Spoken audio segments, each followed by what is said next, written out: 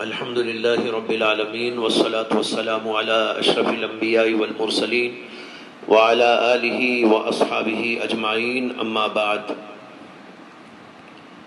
حضرات،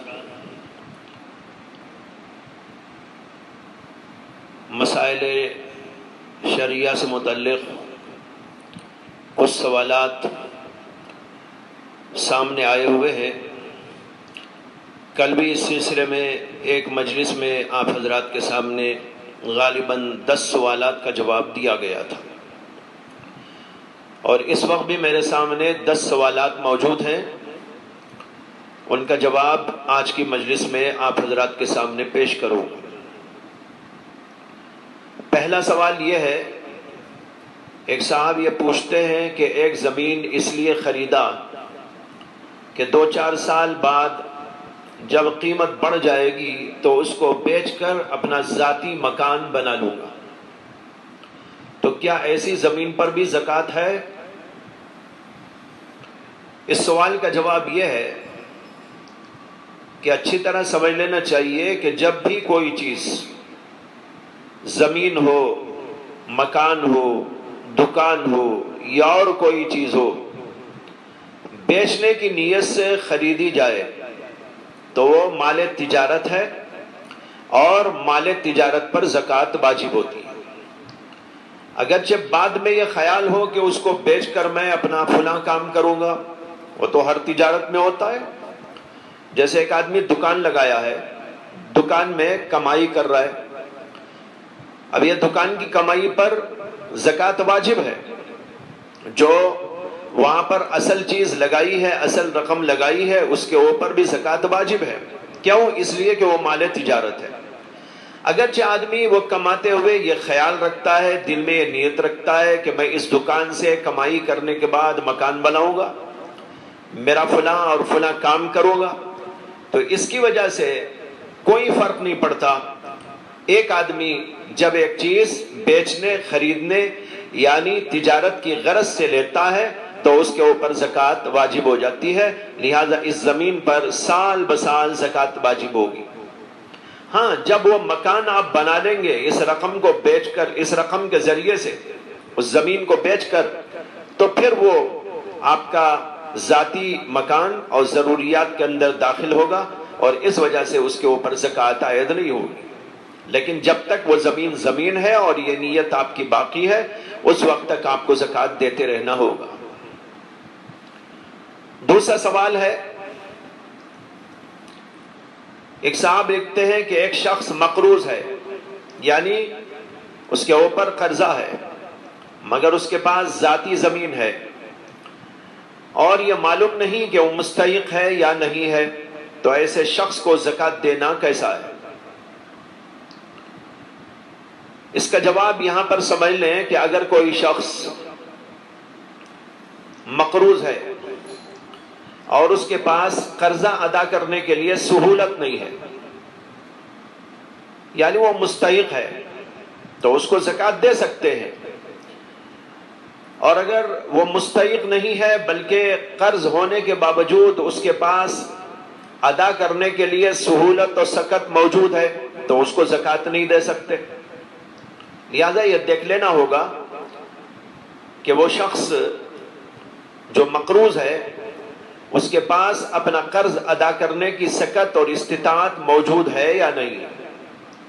اب رہا یہ کہ اس کے پاس زمین موجود ہے، تو یہاں بھی یہ دیکھنا ہے کہ یہ زمین اس کی ضرورت سے زائد ہے یا نہیں۔ اگر ضرورت سے زائد ہے تو اس کو چاہیے کہ اس زمین کو بیچ کر قرضہ ادا کرے، اور وہ مستحق زکوٰۃ نہیں ہے۔ اور اگر اس کے پاس یہ زمین اس کی ضرورت کے مطابق ہے، اس کی ضرورت کی ہے، تو اس کے اوپر زکوٰۃ عائد نہیں ہوگی۔ اسی طرح ایک شخص کے پاس ذاتی مکان ہے، مگر اس پر قرض ہو گیا اور قرض ادا کرنے کی کوئی سہولت نہیں ہے، تو اس کو بھی زکوٰۃ دے سکتے ہیں، کیونکہ مکان اس کی ضروریات میں داخل ہے، ضرورت سے زائد نہیں ہے اور مال نامی بھی نہیں ہے، لہذا اس کو بھی زکوٰۃ دینے کی اجازت ہوگی۔ تیسرا سوال یہ ہے کہ ایک صاحب پوچھتے ہیں کہ ہمارے رشتہ داروں میں بعض لوگ محتاج ہیں، غریب ہیں، اور ہم ان کو اپنی زکوٰۃ کی رقم دینا چاہتے ہیں، مگر ان کو زکات دیں گے تو وہ برا سمجھیں گے. ایسی صورت میں ہم کیا رشتہ داروں کو زکات ہی نہ دیں اور صرف دوسروں کو دیں، یا یہ کہ اس کی کوئی اور ترکیب ہے؟ جواب اس کا یہ ہے کہ یہ سوال عام طور پر اس لیے پیدا ہوتا ہے کہ لوگوں کے ذہنوں کے اندر ایک بات بیٹھی ہوئی ہے کہ زکات دیتے وقت مستحق زکات کو یہ بتا دینا ضروری ہے کہ یہ زکات کی رقم ہے. لوگ یہ سمجھے ہوئے ہیں، مگر یہ بات صحیح نہیں ہے. یاد رکھیں کہ زکات کو زکات کہہ کر دینا ضروری نہیں، بلکہ زکات کو آپ تحفہ اور ہدیہ کہہ کر بھی کسی کو دیں تو بھی جائز ہے اور اس سے زکات ادا ہو جاتی ہے. مگر شرط یہ ہے کہ زکات دینے کی نیت ہونا چاہیے. نیت تو آپ کے دل میں ہوتی ہے، لہذا آپ دل میں نیت کریں کہ میں زکات ادا کر رہا ہوں، اور دیتے وقت رشتہ داروں کو یہ کہہ کر دے دیجئے کہ آپ کے لیے تحفہ لایا ہوں. چاہے وہ کپڑوں کی شکل میں آپ تحفہ دے دیں، زیور کی شکل میں آپ تحفہ دے دیں، اناج کی شکل میں آپ دے دیں، یا رقم کی شکل میں دے دیں، کسی بھی شکل میں اس کو ادا کریں تو اس میں کوئی حرج کی بات نہیں ہے. اور تحفہ کہہ کر یا ہدیہ کہہ کر دینے میں بھی کوئی خرابی کی بات نہیں ہے، بلکہ فقہاء نے اس کو جائز لکھا ہے. اس لیے اس طرح آپ ان کو زکات بھی ادا کر دیں گے اور آپ کی زکات یوں ادا ہو جائے گی اور ان کو برا بھی نہیں لگے گا. ایک صاحب نے یہ سوال لکھا ہے کہ ایک زمین اس لیے خریدا کہ اس پر آئندہ مکانات بنا کر کرائے پر دوں گا، یعنی بیچنے کے لیے نہیں بلکہ اس کے اوپر مکانات بنانا ہے اور مکانات کرائے پر دینا ہے. اس نیت سے اگر خریدی جائے زمین تو اس کے اوپر زکات ہے کہ نہیں؟ اس کا جواب میں مسائل زکات والی کلپ میں دے چکا ہوں. جواب اس کا یہ ہے کہ کرائے پر چلانے کے لیے زمین یا مکان یا فلیٹ یا اور بھی کچھ لے، جیسے کار یا اسی طرح بس یا لاری، تو اس کے اوپر زکات نہیں ہے. البتہ اس کی آمدنی جو اس سے وصول ہوتی ہے، جو اس سے کمائی ہوتی ہے، اپنے پاس وہ جمع رہے تو جس طرح اور رقومات کی زکات آپ پر واجب ہوگی اسی طریقے پر اس کی بھی واجب ہوگی. تو خلاصہ یہ ہے کہ اگر بیچنے کی نیت سے نہیں، کرائے پر چلانے کی نیت سے کوئی چیز خریدی جاتی ہے تو اس کے اوپر اس کی مالیت پر زکات نہیں ہے، البتہ اس کی آمدنی پر زکات ہو سکتی ہے جبکہ وہ آپ کے پاس باقی رہے اور دیگر رقومات کے ساتھ اس کو بھی ملا کر زکات دیں گے. ایک صاحب پوچھ رہے ہیں کہ ہمارے گھر میں 2 مامائیں کام کرتی ہیں، ان کو زکات کی رقم دینا جائز ہے یا نہیں؟ اس کا جواب اچھی طرح سمجھ لیں کہ کام کرنے والی ماماؤں کو زکات کی رقم دے سکتے ہیں، مگر یہ زکات کی رقم تنخواہ میں نہیں دے سکتے بلکہ تنخواہ الگ سے دے. اگر آپ نے ان کو رکھا ہے کہ 3,000 روپے تنخواہ دوں گا تو وہ 3,000 روپے وقت پر ان کو دے دے. اس کے علاوہ وہ محتاج اگر ہیں، ضرورت مند ہیں، تو ان کو آپ اپنی زکات کی رقم الگ سے دے سکتے ہیں. بعض لوگوں کے بارے میں یہ معلوم ہوا کہ وہ زکات ہی کی رقم سے تنخواہ بھی دیتے ہیں. ایسے لوگوں کو یہ بات درست نہیں ہے، کیونکہ زکات بلا کسی عوض کے محض اللہ کے لیے دینا ہے. اور اگر کوئی کسی سے کام لے اور اس کی تنخواہ میں زکات دے تو یہ زکات ادا نہیں ہوگی اور جائز بھی نہیں ہے، کیونکہ یہ تو اپنے کام کے لیے دیا ہے تو گویا کہ خود اپنے اوپر اس کو استعمال کر لیا. اسی لیے علماء نے، فقہاء نے لکھا ہے کہ استاذ کی تنخواہ میں زکات نہیں دے سکتے. اسی لیے مدارس کے اندر جو زکات کی رقم وصول ہوتی ہے اسے طلباء کی ضروریات پر تو خرچ کیا جاتا ہے، لیکن بلڈنگ پر، اسی طریقے پر اساتذہ کی تنخواہ میں اس کو صرف نہیں کیا جا سکتا. اس کی وجہ وہی ہے کہ زکات بلا کسی عوض کے محض اللہ کے لیے محتاجوں کو دینے کا نام ہے. ایک سوال یہ آیا ہے کہ ایک شخص بہت محتاج ہے اور وہ سید بھی ہے، محتاج بھی ہے اور سید بھی ہے، مگر اس آدمی کی عورت سید نہیں ہے اور وہ غریب بھی ہے، تو کیا اس عورت کو زکات دینا درست ہے؟ اور اگر وہ عورت اس زکوٰۃ کو اپنے شوہر پر استعمال کرے یا اس کو دے دے تو یہ جائز ہوگا یا نہیں؟ جواب یہ ہے کہ اگر سید کی بیوی سید نہیں ہے تو اس کو زکوٰۃ دینے میں کوئی حرج نہیں، جبکہ وہ محتاج بھی ہے۔ سید نہیں ہے، محتاج ہے، تو وہ مستحق زکوٰۃ ہے، اس لیے اس کو زکوٰۃ دے سکتے ہیں۔ رہا یہ سوال کہ اگر وہ اپنے شوہر کو یہ رقم دے یا اس پر خرچ کرے تو اس کا کیا حکم ہے؟ جواب یہ ہے کہ اس میں بھی کوئی حرج نہیں، کیونکہ جب ایک شخص نے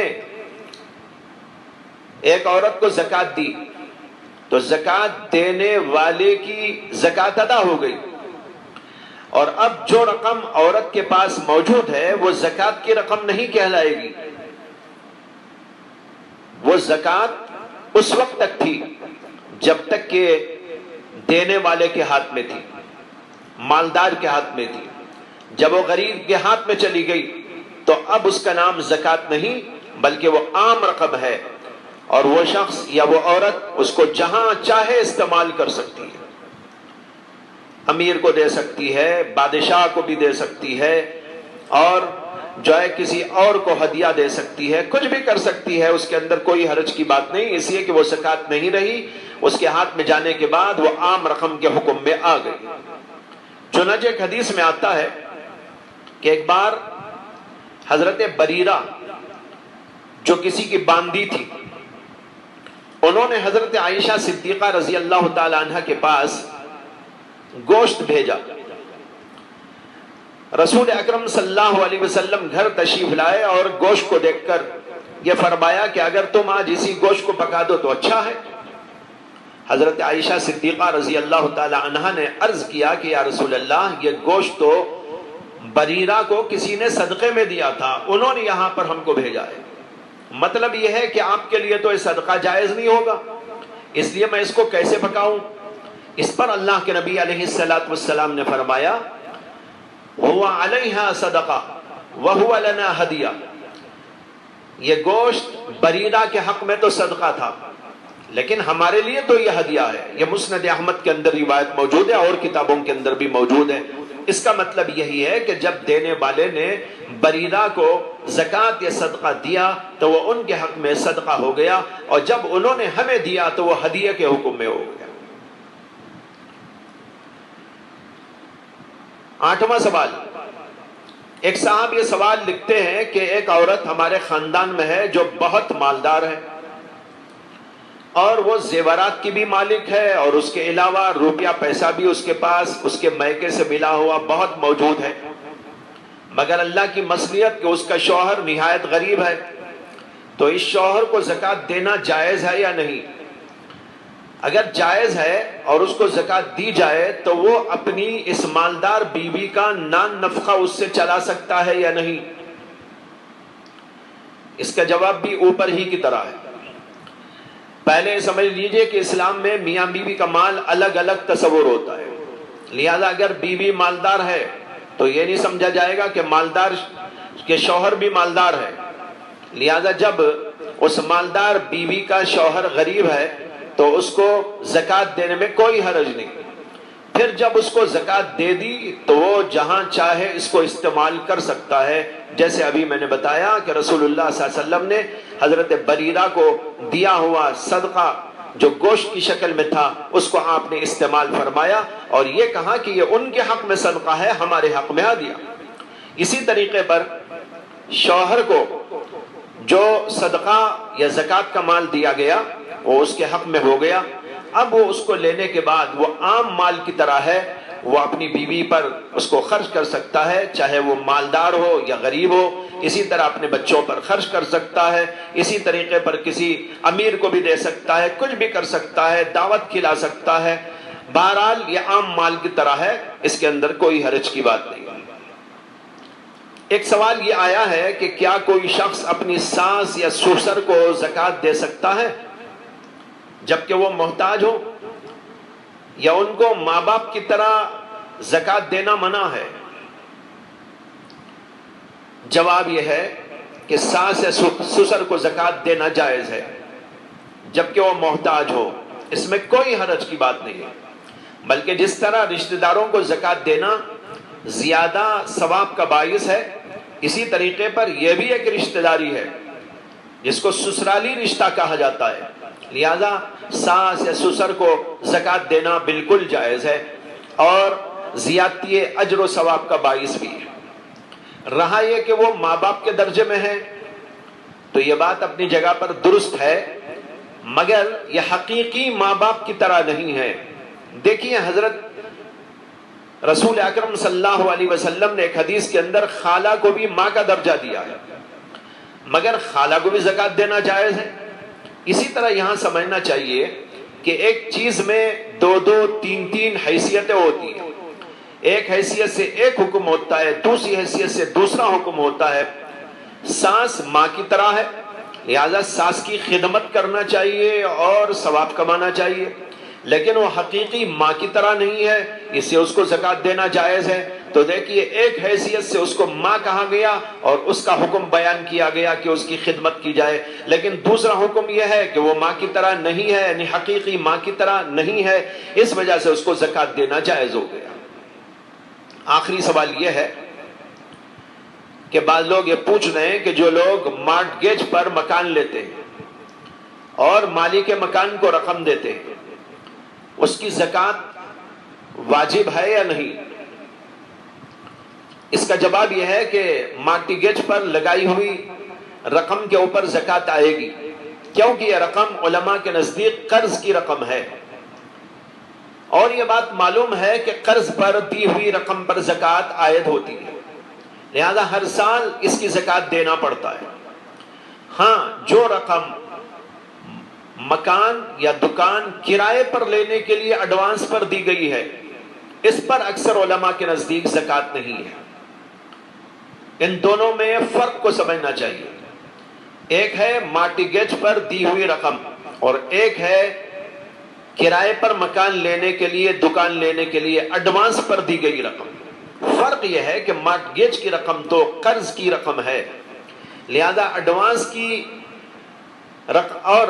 کی جو رقم ہوتی ہے وہ قرض کی رقم نہیں ہے، بلکہ وہ شیء مرہون یعنی گروی رکھی ہوئی چیز کے مشابہ ہے، اور جو چیز گروی رکھی ہوئی ہوتی ہے اس کے اوپر زکوٰۃ نہیں ہوتی، اس لیے ایڈوانس کی رقم کے اوپر زکوٰۃ نہیں آئے، اکثر علماء کے نزدیک یہی ہے۔ اس کے برخلاف جو قرض کی رقم ہوتی ہے جیسے مارٹگیج کی رقم، تو اس کے اوپر زکوٰۃ آئے گی اور سال بسال اس کو زکوٰۃ دینا ہوگا، اور یہ قرض ہونے ہی کی وجہ سے علماء نے بغیر کرائے پر اس مکان میں رہنے کو حرام قرار دیا ہے۔ اگر یہ قرض نہ ہوتا تو پھر اس کو حرام بھی کیوں قرار دیا جاتا؟ علماء کہتے ہیں کہ یہ قرض پر دی ہوئی رقم ہے، اور قرض پر دی ہوئی رقم سے کوئی نفع حاصل کرنا حرام و ناجائز ہے، جیسے کہ ایک حدیث کے اندر آتا ہے کہ اللہ کے نبی علیہ السلام نے فرمایا کل قرض جر نفعا فہو ربا، کہ جو بھی قرض ایسا ہو جس سے نفع حاصل کیا جائے وہ سود ہے، اس لیے علماء نے اس کو ناجائز قرار دیا۔ تو معلوم ہوا کہ یہ مارٹگیج پر دی ہوئی جو رقم ہوتی ہے وہ رقم قرض کی رقم ہے، اور قرض کے اوپر زکوٰۃ ہر سال واجب ہوتی رہتی ہے۔ یہ چند سوالات کے جوابات تھے جو اس مجلس کے اندر دیے گئے۔ وآخر دعوانا ان الحمد للہ رب العالمین۔